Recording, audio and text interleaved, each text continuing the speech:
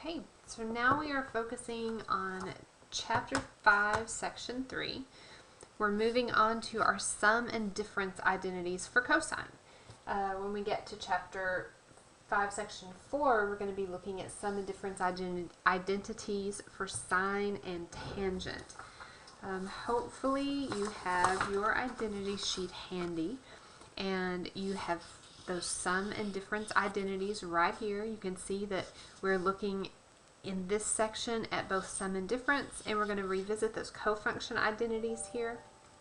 Okay, so that is the plan for right now. Now, first of all, when we're thinking about sum and difference identities, it's really important to note that if I'm looking for the cosine value of the difference of two angles, it's not the same thing as just saying cosine of the first angle minus cosine of the second. I can't distribute that cosine function inside those parentheses.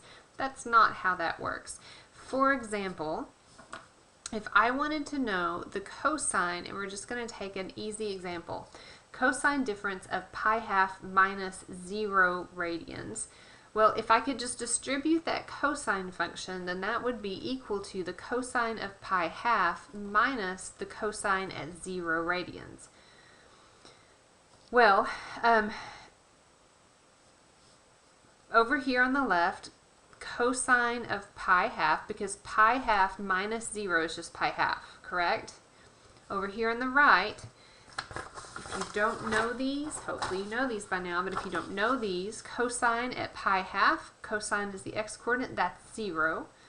Cosine at 0 is 1. So this would be 0 minus 1, so our negative 1 on the right, cosine of pi half minus cosine 0, if I can just distribute that cosine. On the left, pi half minus 0 is just cosine pi half, and we just said cosine pi half is 0. Those two things are not equal to each other. It doesn't work. And if it doesn't work one time, it doesn't work. It can't be an identity. So instead of just distributing that cosine, we need a cosine difference identity. And here it is. And then we have a sum identity for cosine. Cosine sum. Here it is. And then you have a chance to write those down so that you can think about the pattern. Notice that cosine sum, cosine of angle A plus angle B, is equal to, I've got a product minus a product. I've got the cosine of the first angle, cosine of the second angle, minus sine of the first angle, sine of the second angle. Now, that's just A is the first angle that's given, B is the second angle that's given. Although when I'm adding here, you know, addition order doesn't matter, subtraction order does matter. If I'm doing cosine difference, I'm going to use the same products, cosine A, cosine B, sine B, but now I'm adding instead of subtracting. Now that's the interesting pattern thing about cosine sum and difference, is if I'm finding cosine sum, I subtract my products. If I'm finding cosine difference, I'm adding those products. But for both of these identities, cosine first, cosine second, sine first, sine second. Now, we're going to use these two identities also on your identity sheet. You don't have to totally memorize them, but the more familiar you are with them, the more successful you're going to be. An identity works from either direction. So I can start with the left-hand side and then turn it into the right, or I can start with the right-hand side and turn it back into the left. For the first 4 examples, we're starting with the left side and moving toward the right. For examples D and E, we're given the right-hand side, and we need to turn it back into the left. You know what? These are the easiest ones, so let's just do these to start. Notice I have cosine of two different angles product plus the sine of those same two angles product. So I have angle A is 173 degrees. Angle B, the second angle given, is 83 degrees. If I'm finding cosine plus sine, then I'm doing cosine difference. Cosine of the first minus the second. So this is going to be cosine of A minus B, where angle A is 173 degrees and angle B is 83. So that's the cosine of 90 degrees. 90 degrees is a special angle. It's that first quadrantal angle, and we just looked at that one. Cosine of 90 degrees is 0.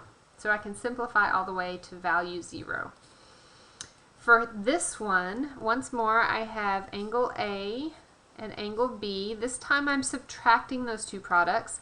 So now I'm looking at cosine sum, because remember, for these cosine sum and difference, the signs are the opposite of what we expect.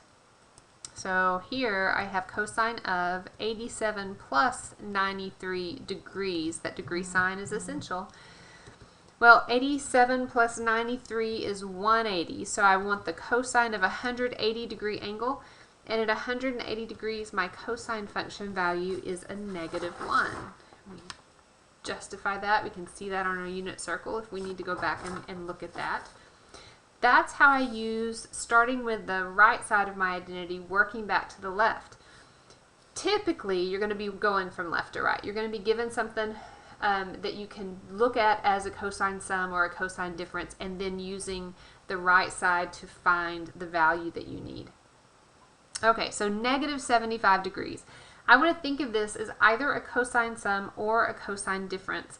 If I go for cosine sum, then I have to be adding, I need to be adding to, well, no, I'm going to take that all the way back. I can do cosine sum or cosine difference. When I wrote this down, the first thing I saw was, I said, you know what, -75, one way to write that would be to do 45 degrees minus 120. Now the only key here is that I need to pick two special angles, because I'm finding the exact value. I'm not going to pick up my calculator. So I need something that I'm going to be able to reference the unit circle cosine and sine function values for. 45 minus 120 is a -75 degrees. So I'm doing cosine difference right here, cosine difference. My first angle is 45, my second angle is a 120 degree angle. So cosine difference, I'm going to be adding those two products together. Cosine of a 45 degree angle, cosine 120, plus sine of the first angle, 45, sine of the second angle, 120.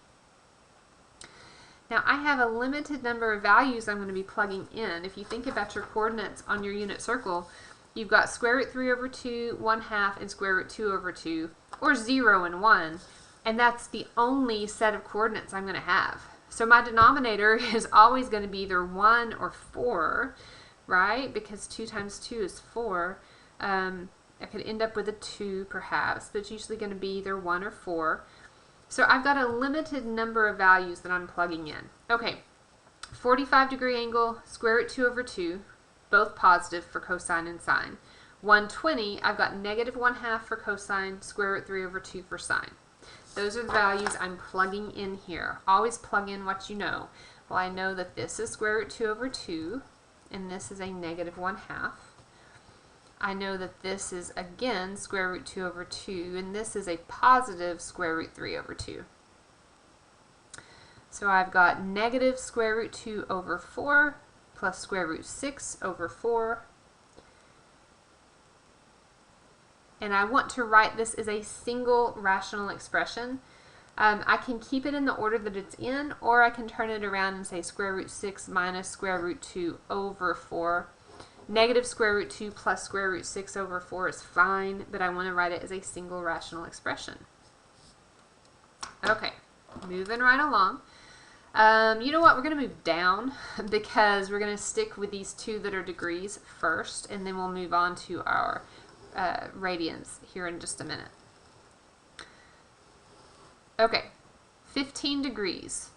Well, an easy way to write 15 degrees would be to say that's the same thing as cosine of 45 degrees minus 30 degrees. Now, why is this important? Well, 15 degrees is not a special angle.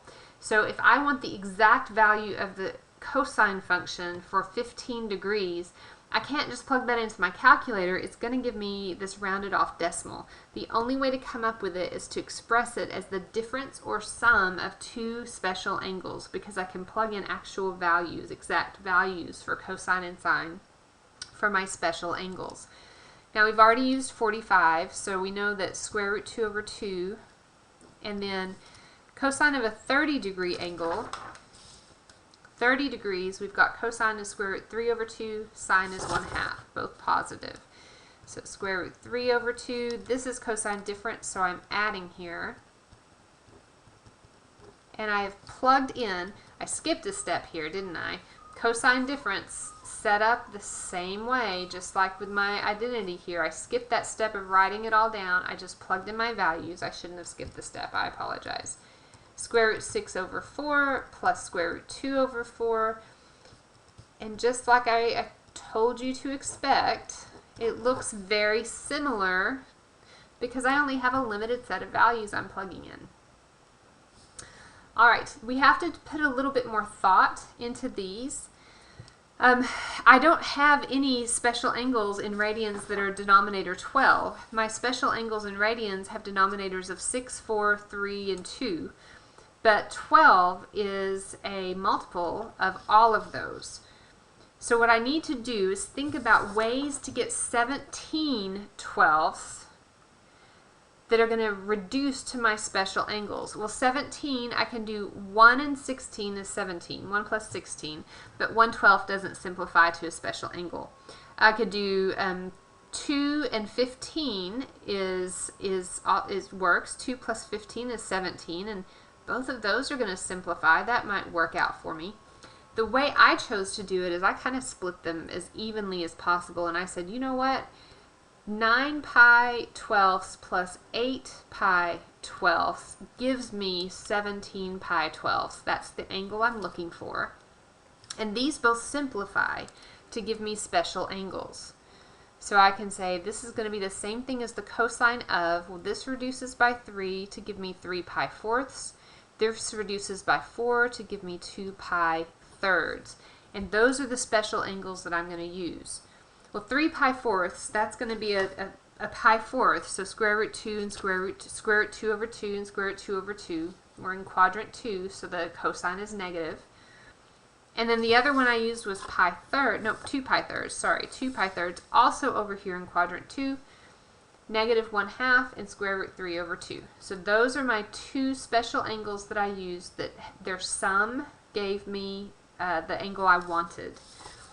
So when I set about plugging this in, I'm doing cosine of 3 pi fourth, cosine of 2 pi third, doing cosine sum, so I'm going to subtract here, sine of 3 pi fourth, sine of 2 pi third, and I know all four of these values from my unit circle. Here's where you start to see, oh yeah, I've really got to memorize that unit circle, right?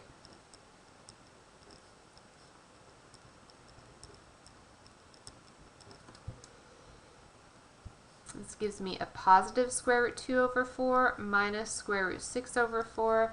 I can write that as a single rational expression over one denominator, and I'm done. Alright, let's practice it one more time. 5 pi twelfths, this one is actually pretty quick. I can just say, you know what, 5 pi twelfths, 3 plus 2 is 5, and those angles will both simplify to give me special angles. 3 pi twelfths plus 2 pi twelfths gives me 5 pi twelfths, and those are the same thing as pi fourth and pi sixth. Pi fourth plus pi sixth. Now I want you to pause the video and work through the cosine sum identity. Double check and make sure, well, and I was talking and wrote down the incorrect algebraic sign. Double check and make sure that you get to this exact value. Alright, cofunction identities. As we move to our second page, we're going to look at cofunction identities again. We've done these a couple of times. You should remember how to do it, but here's my definition. It's the trig function is the same as the cofunction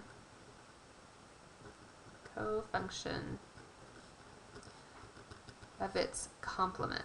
I left out a word. The trig function of an angle is the same as the cofunction of its complement. Trig function of an angle is the same as the cofunction of its complement. And I know that my cofunctions, cosine has the cofunction sine, and theta is the complement of 90 minus theta. Sine and cosine, tangent and cotangent. And these definitions, these identities are written from both directions so that you can see them both ways. Secant and cosecant are cofunctions. Secant theta. All right. So a function of an angle is the same value as the cofunction of its complement. It's written with 90 degrees. You could just as easily write it as pi half, because pi half radians is the same as 90 degrees. So basically, when this is set up, I need to figure out the value of theta or the value of x, depending on the argument that I've been given. But if I know that the secant of theta is equal to the cosecant of a 62-degree angle, then that means that theta has to be the complement of this 62-degree angle. Well, 90 minus 62 tells me that theta is going to be 28 degrees. Make sense? Let's go ahead and go down because, again, degrees, we're usually easier thinking about degrees. Tangent and cotangent are cofunctions. That means that theta has to be the complement of a 25-degree angle. So theta is 90 minus 25 degrees, or 65 degrees here. Now, these two are a little interesting because they are negative. We're going to work it out the same way. Tangent and cotangent are cofunctions, so for these two values to be equal, that means theta has to be equal to the complement of a negative 54-degree angle. Well, for these two, we did 90 minus the angle, 90 minus the angle. We're still going to do that. 90 degrees minus a negative 54-degree angle means theta would be 144 degrees. Notice that theta here is not acute. It's obtuse because when I find the sum of those two, their value is 90 degrees. These two are complementary angles. Since this is negative, that means that I can expect the complement to be obtuse again. Theta here is going to be 90 minus a negative 30 degrees, or 120 degrees. These last two, we are doing the same thing. It's just that now we're dealing with radians.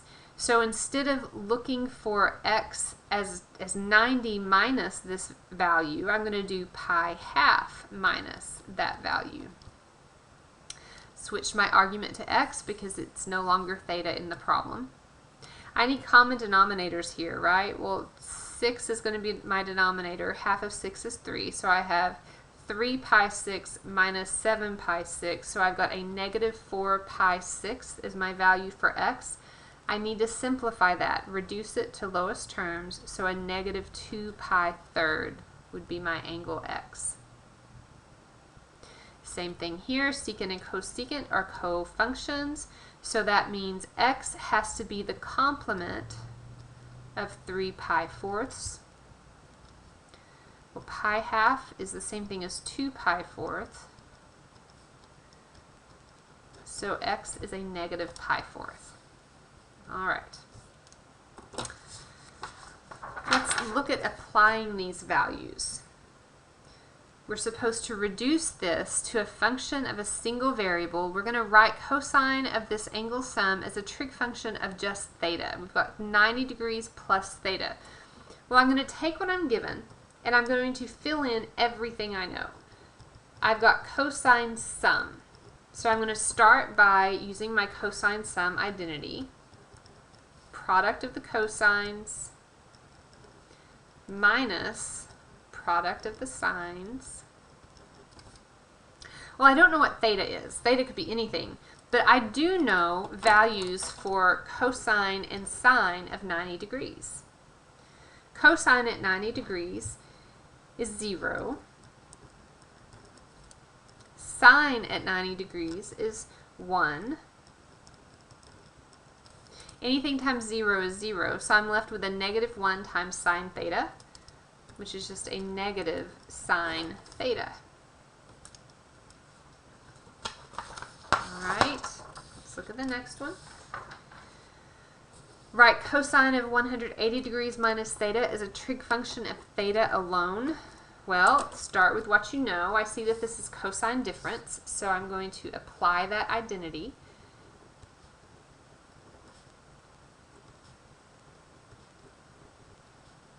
If I don't know the identity by heart yet, I have my identity sheet to reference. I also know 180 degrees is a special angle. Cosine at 180 is a negative 1.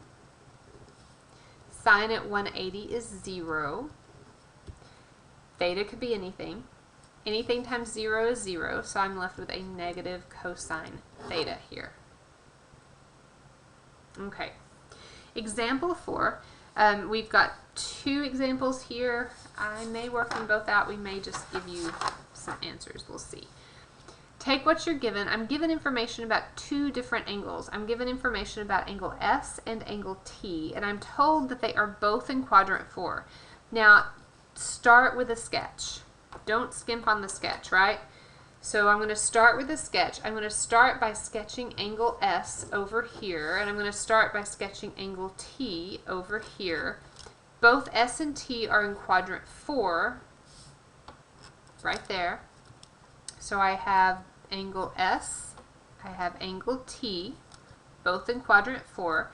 What I know about S is that the cosine function value is 15 over 17.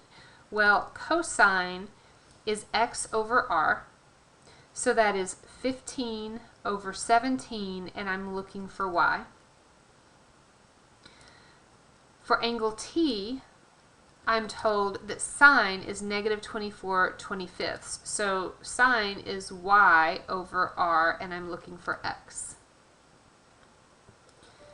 So for angle S, here's what I know. I know that x is 15. I know that y is going to be negative, and I know that r is 17. Well, Pythagorean theorem, x squared plus y squared equals r squared. So if I'm solving for y, I need to take the square root of r squared minus, when I move that over, it becomes minus x squared, so minus 15 squared. And because of this sketch, I know that y is negative. Well, when I work all that out on my calculator, 17 squared minus 15 squared, and then I take the square root, I get 8. That ends up being a negative square root of 64, which is a negative 8. So y is a negative 8. That's the information for angle S.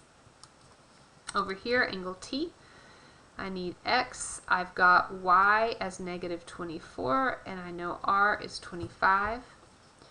X squared plus y squared equals r squared. I'm solving for x. So I've got square root of r squared minus y squared. Well, that comes out to be the square root of 49, which is 7. So there's my value for x, and x is positive in quadrant 4. So there is x, y, r for angle T. Now what am I asked to find? I'm asked to find the cosine of the difference of those 2 angles. So that's cosine S, cosine T, plus sine S, sine T. I was given cosine S, that's 15/17, and I know that cosine T is going to be 7/25. I was given sine T. I know sine S is going to be a negative 8/17, and sine T was given to me as negative 24/25. Now the good thing about these, my number is going to get ugly, but the good thing is that the denominator is the same on both, right? So 17 times 25 comes out to be 425. Plug that into your calculator. 15 times 7 comes out to be 105. Negative and a negative is a positive.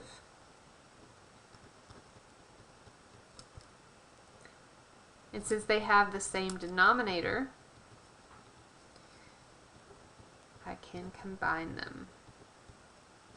And we're done. So for these, the key is to make sure that you pay attention to what you're told, sketch your angles, get them in the right quadrant, and then move forward from there. Now S and T are in quadrant 2. So if I'm going to set this next one up, I'm over here in quadrant 2 for both of them.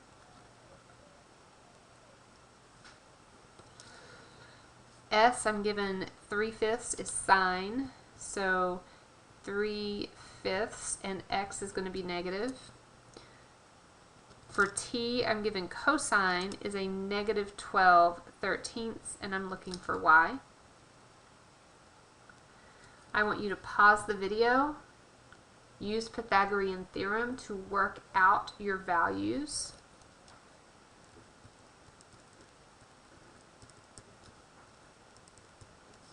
Make sure you get what I get.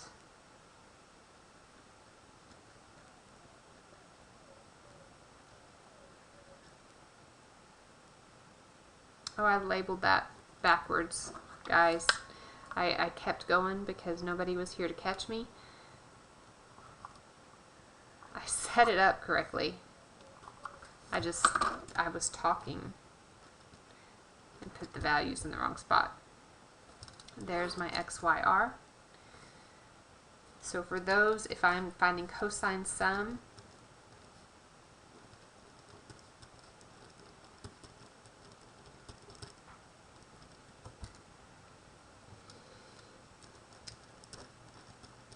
you should end up with 33/65 using that cosine sum identity. Okay. Great. Let's go through a couple of verifying identities with these cosine sum, cosine difference. Now, I just said we're verifying identities with our cosine sum and difference, and then this isn't cosine. But secant is the reciprocal of cosine, right? Now, when I'm verifying identities, I work on one side or the other. I want to think about starting with the more complex side. When I look at these, this is pretty, I could flip it and say a negative cosine x, but this one, this is an identity. So I can say, okay, well, secant, I've got the reciprocal of that is cosine, pi plus x, cosine sum.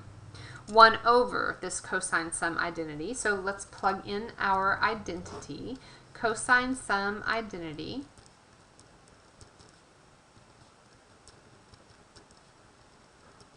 There's my cosine sum identity. Now always plug in the values you know. I know that pi is a special angle.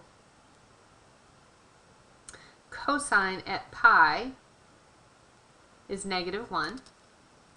So I've got a -1 times cosine x. And sine at pi is 0. Anything times 0 is 0, right? So this gives me 1 over a negative cosine x, and reciprocal of cosine is secant. So that is a negative, which yields negative secant x, and that was my goal. I verified that identity. Based on that work, I want you to pause the video and do the next one. Once again, you're starting with a cosine, only this one is cosine difference.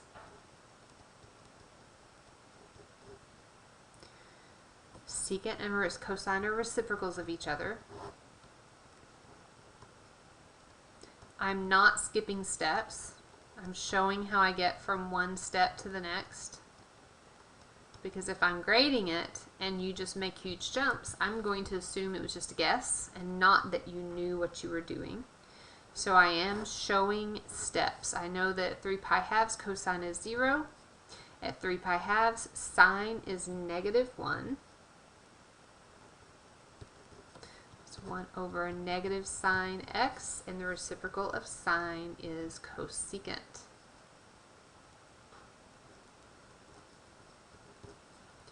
That was my goal.